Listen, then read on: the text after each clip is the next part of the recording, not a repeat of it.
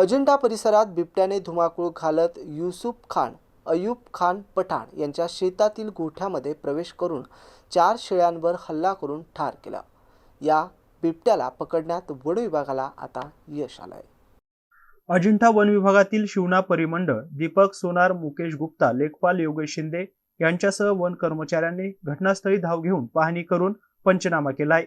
या ठिकाणी ट्रॅप कॅमेरे लावून बिबट्यावर लक्ष ठेवण्यात आलं होतं। बिबट्या रात्री 10 ते 11 वाजेच्या सुमारास बकऱ्यांवर हल्ला करण्यासाठी आला होता। त्यावेळी शेतकरी यांनी बाकीच्या जनावरांना पाहण्यासाठी गेले असता बिबट्या गोठ्यामध्ये शिरलेला दिसून आलाय। त्या क्षणी अजिंठा येथील शेतकरी आदिल खान, आमिर खान, शकील खान, वाहेद खान, उमर खान, हुसेन खान, सलीम पठाण यांनी प्रसंगावधान राखून हिमतीने शेडचे दरवाजे बंद करून घेतले आणि तात्काळ अजिंठा वन विभागाला माहिती दिली।